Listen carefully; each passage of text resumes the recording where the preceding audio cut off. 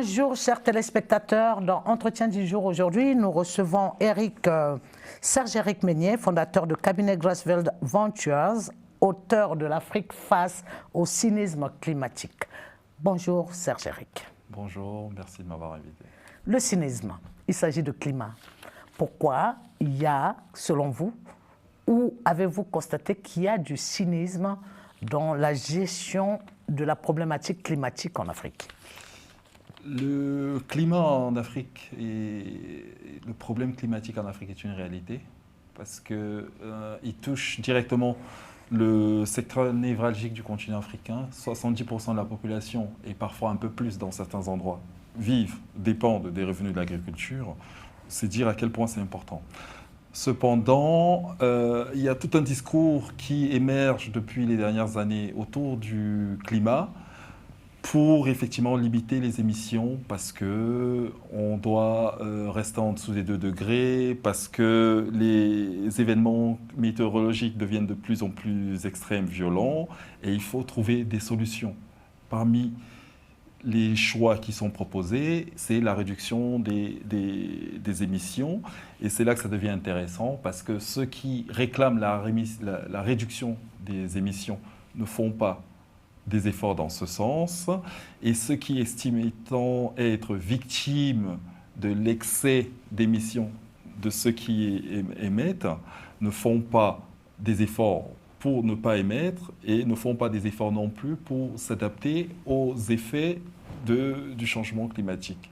Donc c'est tout ce discours dont chacun se sert en fonction de ses intérêts que je trouve assez problématique, d'où le cynisme. Alors, ce cynisme, est-ce qu'il va se décyniser si l'Afrique s'y met, ou est-ce qu'elle doit porter par un financement exogène pour y arriver? Non, je crois que l'Afrique devrait rester concentrée sur ses ressources propres. Déjà, tout simplement parce que les promesses n'ont jamais abouti. On a fait de grandes promesses, donc il n'y a rien qui s'est concrétisé. Donc il faudrait peut-être tirer les leçons de ces engagements non respectés. Ensuite, parce que quoi qu'on en dise, c'est le reste du monde qui a réellement besoin de l'Afrique. L'Afrique ne le sait pas, mais le reste du monde le sait. C'est les autres qui ont le plus besoin de l'Afrique. Mais est-ce que nos autorités africaines en ont conscience? Parce qu'au fur et à mesure des COP, on les voit quand même en marche tenir des sommets pour réclamer le dû du pollueur-payeur, ou à des pays riches, industrialisés, pollueurs, qui n'arrivent pas, même quand c'est réuni, c'est peut-être de façon virtuelle, mais concrètement, on n'a pas vu cet argent aller à l'endroit des pays africains, même si ça arrive, vous le dites bien dans votre livre, que ça prend d'autres destinations à cause de la corruption. Il y a ce problème-là, en effet. C'est-à-dire que les dirigeants n'ont conscience que du problème de financement et du climat quand ça sert leur intérêt. Et c'est le problème majeur de ce sujet aujourd'hui. C'est-à-dire que là, concrètement, qu'est-ce qui se passe? Il y a plusieurs COP qui se multiplient. Là, on est en plein sommet Chine-Afrique. Tout le monde se déplace pour écouter, durant les grandes messes, les belles promesses de pays plus avancés. Mais en réalité, c'est à l'Afrique elle-même de choisir, de décider de son destin. Les autres ne peuvent pas être blâmés, c'est-à-dire qu'en fonction de leurs intérêts, ils décident de financer tel ou tel projet ou de prendre tel ou tel engagement. On ne peut pas leur reprocher ça. Mais derrière, qu'est-ce que l'Afrique, elle, fait pour tirer profit de cette situation? Et là, ce n'est pas grand-chose. Cependant, il y a quelques choses qui commencent à se faire. Le projet d'ACMI, qui est l'idée, un projet africain, de créer un cadre réglementaire pour les crédits carbone. Ça, je trouve ça assez intéressant. Au niveau aussi de l'Union africaine, il y a une idée pour pouvoir introduire les critères environnementaux dans la création du marché unique qui va réunir les 54 pays. Parce que développer les échanges dans 54 pays produit automatiquement des émissions. Et l'idée, c'est de voir de quelle manière développer le commerce intra-africain tout en limitant les émissions. Donc il y a des choses quand même qui se font, mais il faut que ça aille beaucoup plus loin. Alors, vous parlez du sommet Afrique-Chine, justement, où l'Afrique vient de faire promesse de créer 1000 emplois en Afrique. est-ce que ça devrait être une initiative prise en Chine, même si c'est par une réunion Afrique-Chine, ou est-ce que c'est les Africains qui devraient anticiper, rien que pour la construction et en termes d'offres d'emploi de leur jeunesse?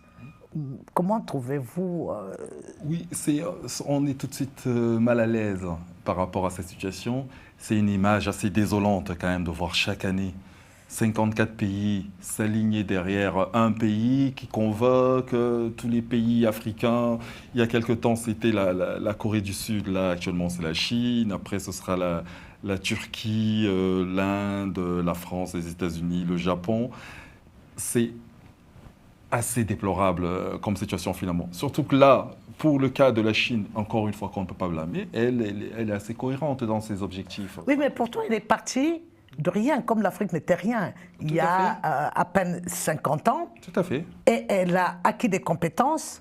Est-ce qu'elle a un problème à transférer les compétences, les mêmes compétences qu'elle a acquises, que l'Afrique n'est pas allée chercher? Est-ce que la Chine aussi peine à faire le transfert de compétences en Afrique et préfère donner du poisson plutôt qu'apprendre à pêcher? Non, elle ne peine pas en réalité. Elle n'a pas d'interlocuteur raisonnable. Elle n'a pas en face d'elle des gens fiables. C'est ça le problème. C'est-à-dire que la dynamique des autorités africaines n'est pas la même que celle chinoise. Évidemment, comme vous le rappeliez, la Chine, au moment des années 60, était, en termes de PIB par habitant, au même niveau que la plupart des pays africains. Certains pays comme la Côte d'Ivoire, par exemple, et voire même le Sénégal à certaines années, avaient un PIB par habitant beaucoup plus élevé que les Chinois. Sauf qu'entre-temps, la courbe s'est totalement inversée. La Chine est devenue la deuxième puissance mondiale et l'Afrique n'a fait que régresser. Donc la Chine, maintenant, au cours de ce sommet, souhaite développer, approfondir davantage ses relations avec l'Afrique. Elle souhaite aussi qu'il y ait une collaboration beaucoup plus directe, donc ce qui implique un transfert de technologie, une assistance technique, et puis une autre façon de voir le monde. Après, chacun verra ce qu'on met là-dedans, parce que j'ai entendu parler aussi d'un projet de former certains journalistes, etc. Donc après, ça devient un peu plus... Ça c'est autre chose Voilà. encore. Mais est-ce que la Chine, qui est un des plus grands pollueurs, ne va pas plutôt transférer le système de pollution chinois en Afrique? Non? Vous pensez qu'il y aura assez les Africains seront assez vigilants pour rester à contrôler les effets de serre en Afrique? Je crois moins à la vigilance des Africains qu'aux projets que l'Afrique souhaite mettre en Afrique, qui émettent finalement très peu. Parce que quand on regarde les annonces qui ont été faites depuis hier, c'est principalement renforcer ce qui se fait déjà, c'est-à-dire que la construction des chemins de fer, le prolongement de celles qui sont déjà existantes, la construction des terrains de foot, la construction des routes, etc. Certes, ça émet, mais ça ne rentre pas dans les émissions massives qui proviennent de l'industrie. Donc, de ce côté, on restera encore dans des risques en termes d'émissions assez limités. Je crois que le problème de la Chine est complètement ailleurs, c'est-à-dire qu'elle veut accélérer dans les investissements parce que ça correspond à l'agenda de la route de la soie et que la plupart des pays, justement, qui seront bénéficiaires des investissements qui sont annoncés, comme par hasard, sont aussi des pays qui ont un potentiel en matières premières, en minerais, assez important. Ouais. Alors, donc, nous avons aussi le fait que l'Afrique va avoir une explosion démographique. Comment rentabiliser cette explosion démographique pour que ça ne soit pas une surcharge même pour l'Afrique et par rapport à, oui, vous l'annoncez dans votre livre, les 400 millions d'hectares non utilisés qui existent en Afrique. Est-ce que ça pourra être un rempart pour le développement de l'Afrique et pouvoir se détacher un peu des aides exogènes qui affluent massivement en Afrique? Oui, c'est tout à fait. C'est l'un des domaines pour lesquels il faut agir en priorité. C'est-à-dire que retravailler sur l'agriculture, déjà occuper ces espaces qui ne servent à rien. D'ailleurs, beaucoup sont déjà achetés. Il y a une bonne partie qui a été vendue. Il y a eu pour à peu près 100 milliards de dollars de transactions entre l'Afrique et le reste du monde pour l'achat de terres. Parce qu'il y a beaucoup de pays qui s'intéressent déjà à ces terres justement à utiliser. Parce que si on ne les utilise pas, d'autres y pensent. Ah oui, c'est le cas aujourd'hui du Rwanda qui achète au Congo. Et c'était le cas dans le cadre de la Sainte-Sade, le Mali qui a vendu 100 000 hectares à la Libye. C'est ça. Voilà. Et le Soudan, l'Éthiopie également. Le plus gros acheteur en Afrique, c'est les Émirats arabes unis, par exemple. Après, il y a tout le monde, hein, le Japon, la Corée, etc. Donc, il faut vraiment développer l'agriculture, parce que c'est de là où la majorité des Africains tirent leurs revenus. Ensuite, il faut développer l'agriculture. Pourquoi? Parce qu'en développant l'agriculture, on peut développer la productivité. La productivité reste très faible quand on compare à l'hectare par rapport au reste du monde. Donc, comment développer la productivité? C'est avec des outils modernes, avec des semences, des systèmes d'irrigation, etc. Donc ça, c'est assez important. Et l'autre privilège d'agir dans ce sens, c'est qu'avec l'excès, le surplus de production, on peut alimenter tout un réseau industriel, parce que derrière, il y a la transformation des aliments, soit pour les conserver et les revendre, je ne sais pas, sous forme de boîtes de tomates, ce genre de choses, etc. Ou alors les destinés à l'exportation. Mais dans les deux cas, ça génère des revenus supplémentaires. La transformation des produits bruts environ permet d'augmenter le prix entre 15 à 60% de ce qui est revendu. Alors, la COP 29 va aussi se pencher sur le financement du pollueur-payeur à destination de plusieurs pays, dont principalement les pays africains. Mais vous dites que l'Afrique a plus besoin de s'industrialiser pour rattraper son retard sur le développement que de s'occuper prioritairement de questions de réglementation climatique. L'Afrique aujourd'hui n'a pas les moyens de se préoccuper du changement climatique. Ça paraît brutal comme ça, même pour moi qui crois au changement climatique et qui trouve que ça doit être traité avec urgence. Cependant, l'Afrique ne peut pas, à l'état de son développement actuel, se focaliser sur le changement climatique. C'est une pure hérésie. C'est-à-dire qu'elle n'a rien. C'est-à-dire que la lutte contre le changement climatique devait être un sujet des pays riches, parce qu'ils ont atteint un niveau de développement qui leur permet maintenant de réduire leurs émissions avec des solutions alternatives, des mobilités douces, les voitures électriques, etc. L'Afrique, elle a besoin des infrastructures essentielles, primaires, des routes, des bâtiments, des digues, etc. Elle ne peut pas y arriver sans utiliser des combustibles fossiles. On ne peut pas faire des routes, des digues sans utiliser du pétrole. Ce n'est pas possible. Alors, en utilisant du pétrole, nous nous rendons compte que l'utilisation justement de matières fossiles pousse des Africains à aller chercher le pollueur-payeur. Et vous dites qu'il y a une relation incestueuse entre le récipiendaire, donc l'Afrique, les dirigeants africains, et le pollueur qui surfent comme sur un marché de dupes. C'est là où c'est intéressant, parce que le marché des combustibles fossiles, en pétrole, gaz principalement, génère énormément d'argent. Et c'est aussi intéressant justement pour l'élite, parce que c'est là où se passe le plus gros de la corruption. C'est-à-dire que toutes les études ont conclu effectivement, quand on parle de la corruption en général dans le monde et principalement en Afrique, la plupart des transactions tournent autour des contrats des hydrocarbures. Donc ça, c'est la première chose. La deuxième chose, c'est que justement, à travers ces contrats liés aux hydrocarbures, les pays riches continuent à subventionner, à financer, à soutenir, à développer des projets autour du pétrole, du charbon et du gaz, tout en demandant aux pays africains de ne pas y toucher. Et c'est là où c'est intéressant, parce que d'un côté, on a ce double discours comme quoi il faut arrêter le recours aux combustibles fossiles. De l'autre côté, ceux qui réclament cela se l'autorisent pour leurs besoins personnels. et demandent en même temps à l'Afrique de se développer, sinon ce sera le chaos. Et ce sera le chaos à cause du bassin du Congo, un des deux poumons du monde.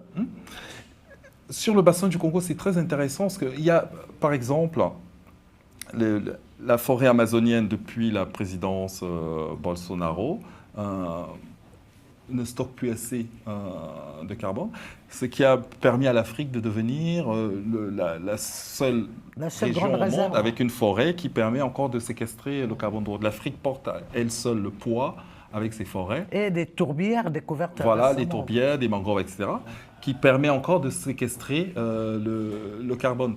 Et derrière cela, effectivement, d'autres pays pas africains, je pense aux Émirats arabes unis, à l'Arabie saoudite, ont entrepris de lancer des projets justement dans le développement du marché du carbone en Afrique en achetant des grands espaces. Ça a été le cas au Libéria où les Émirats arabes unis ont mis la main sur 10% de la forêt libérienne pendant 30 ans pour pouvoir revendre les crédits carbone issus de ces forêts, sans rien faire, parce que les forêts sont déjà là, il n'y a pas besoin de produire quoi que ce soit, sauf qu'elle est un agent commercial tout simplement. Et il n'y a que 30% des revenus de vente qui reviendront au Libéria, Pourquoi 70%. Parce que les Libériens ont mal négocié leur contrat avec les Émiratis. C'est un contrat très défavorable. C'est-à-dire, alors que les Émiratis ont l'habitude, ont justement cette culture de signature du contrat. Ils sont passés par leur pétrole du 20-80 à 80-20.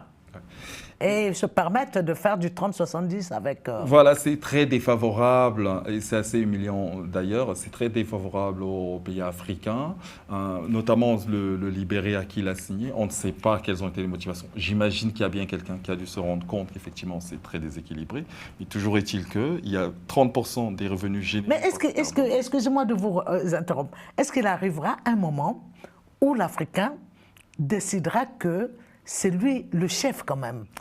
Avec toutes les ressources du monde concentrées sur le continent, comment est-ce que on arrive encore à courir après 1000 emplois de la Chine, après 100 milliards de dollars de la COP29, après en fait des aides au développement, les prêts au développement? Comment expliquer quand même 60 ans après qu'on en soit encore là? C'est le grand malheur de l'Afrique, c'est le manque de leadership, il n'y a pas de gouvernance. Donc les autorités n'agissent pas pour le bien de leur pays et de leur population. C'est-à-dire qu'elles n'ont pas à cœur, effectivement, de signer des contrats équilibrés, plutôt qui leur sont favorables. Et derrière, effectivement, on a l'impression que c'est sur un coin de table que des gens décident comme ça de gré à gré et qu'il y a une partie qui n'a aucun intérêt à ce que les choses aillent de son côté.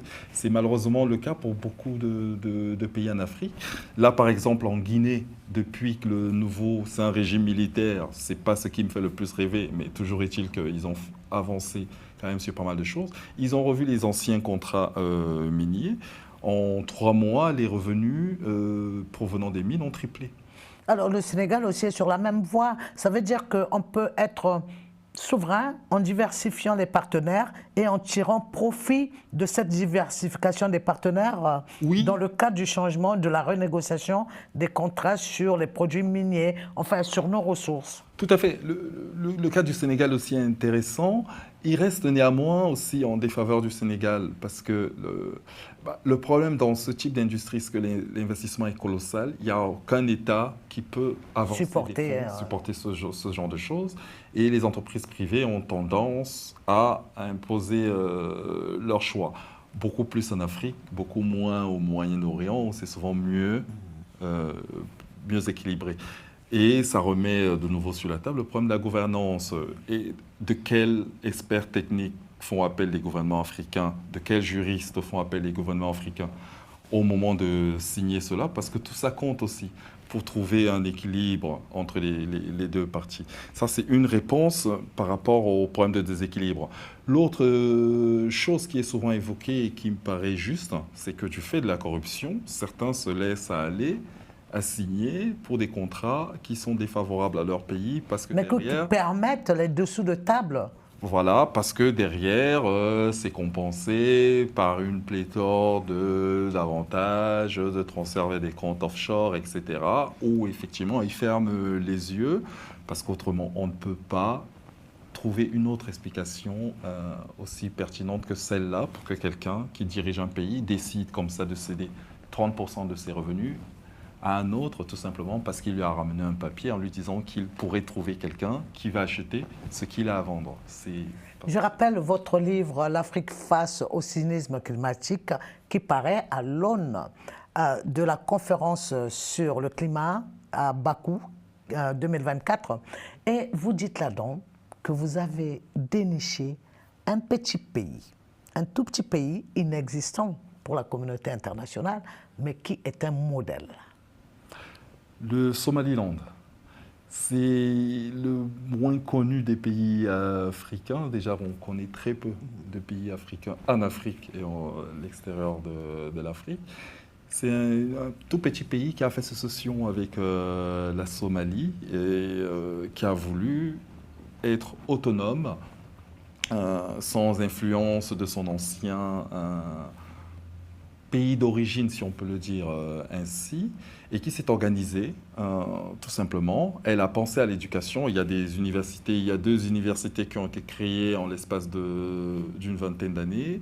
Il y a des routes, il y a un port qui est viable, flambant neuf, il y a un aéroport qui est en cours de construction. Ils ont un problème au niveau de la monnaie du fait de ne pas être reconnue. Elle n'est pas échangeable sur le plan international, mais bon, ils ont une monnaie. Ils utilisent beaucoup le dollar en revanche. Il y a pas mal d'investissements étrangers sur le domaine des technologies. Le téléphone fonctionne très bien là-bas. La couverture est très bonne et c'est pas cher. Ils vendent beaucoup de viande vers les pays du Moyen-Orient, principalement Oman, les Émirats, sur Abu Dhabi principalement. Le Moyen-Orient voisin, quoi. Voilà, ils se sont très bien arrangés pour trouver une voie de développement. Ce n'est pas du niveau de la Corée du Sud au Singapour, mais quand on compare avec ses voisins et les autres pays africains qui sont en permanence soutenus par différents mécanismes d'aide, ils se portent beaucoup bien mieux. Et justement, en parlant d'aide, lui, du fait d'avoir fait sécession, n'est pas reconnu par la communauté internationale, donc ne peut pas bénéficier de l'aide. Et alors, pourtant, quelle est donc la différence? La différence que vous trouvez avec le géant nigérien qui produit du pétrole et exporte qui produit du pétrole, exporte le brut et importe le produit fini.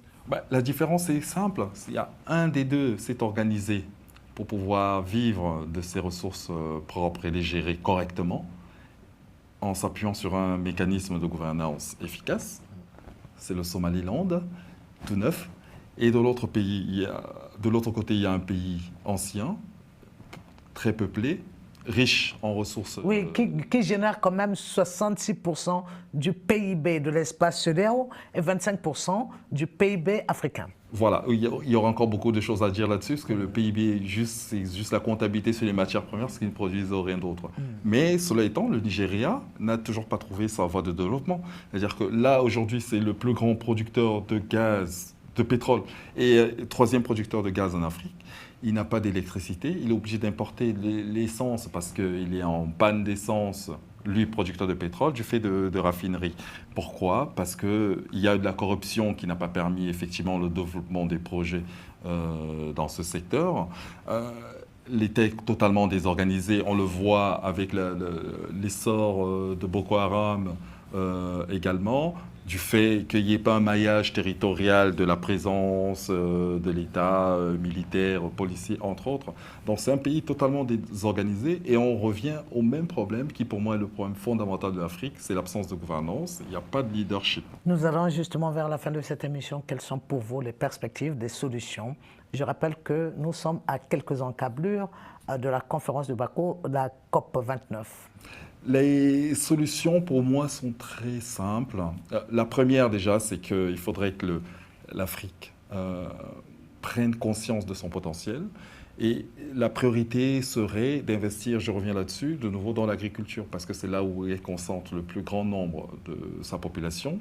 Il faut créer très rapidement les emplois, parce que depuis les études qui ont été faites dans les années 80, estimaient que pour que le marché de l'emploi puisse absorber les Africains qui sortent des études, il fallait créer 16 millions d'emplois par an.